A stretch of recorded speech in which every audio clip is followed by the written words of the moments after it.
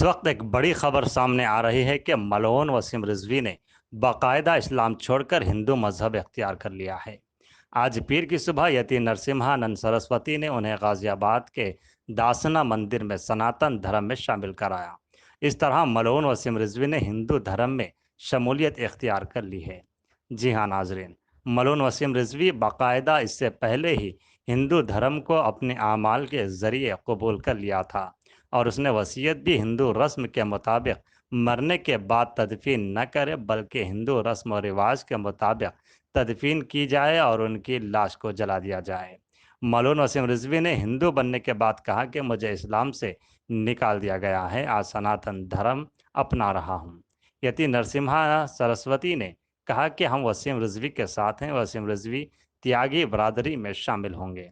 मौलून वसीम रिजवी ने यह भी कहा कि हर जुमे को उनके सर की कीमत बढ़ा दी जाती है और मुझे इस्लाम से निकाल दिया गया है, इसलिए मैं इस्लाम को छोड़ रहा हूं और हिंदू मज़हब कबूल कर रहा हूं। लेकिन यहाँ ये बात काबिल गौर है कि कोई भी किसी शख्स को ज़बरदस्ती इस्लाम से निकाल सकता है और ना ही इस्लाम में दाखिल कर सकता है, क्योंकि इस्लाम इन चीज़ों को पसंद नहीं करता। अगर कोई कबूल करना चाहता है करे और जो ना चाहे ना करे। इस्लाम में कोई ज़बरदस्ती नहीं है और ऐसे मलऊन रिजवियों की इस्लाम को कोई ज़रूरत नहीं है। इस्लाम उनका कोई मोहताज नहीं। तो इसका ये इस्लाम और अहले इस्लाम पर इल्ज़ाम है जिसकी बातों में कोई नहीं आने वाला है। तो नाजरीन, उसने आज बाकायदा हिंदू मज़हब को कबूल कर लिया है। हमें ना इस पर अफसोस है और ना कोई ऑब्जेक्शन, क्योंकि उसने अपनी मर्ज़ी से एक मज़हब को छोड़कर दूसरे मज़हब को इख्तियार कर लिया है और इस्लाम इसकी बिल्कुल इजाज़त नहीं देता कि कोई ज़बरदस्ती दाखिल हो या ज़बरदस्ती बाहर जाए। तो नाजरीन, उसके आने से या जाने से इस्लाम को कोई फ़र्क नहीं पड़ता। अलबत्ता हम अल्लाह से दुआ करते हैं कि ज़मीन पर बसने वाले तमाम अफराद को हिदायत अता फ़रमाए और हम सब को सीधे रास्ते पर चलने की तौफ़ीक़ अता फ़रमाए। अल्लाह हाफ़िज़।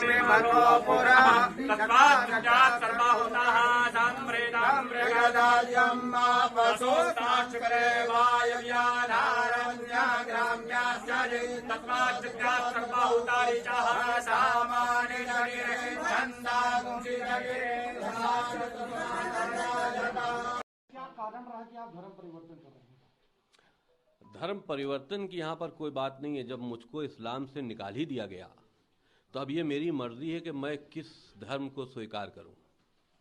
सनातन धर्म दुनिया का सबसे पहला मज़हब है, पहला धर्म है और जितनी उसमें अच्छाइयाँ पाई जाती हैं, इंसानियत पाई जाती है, हम ये समझते हैं किसी और दूसरे धर्म में नहीं है। और इस्लाम को हम धर्म समझते ही नहीं हैं।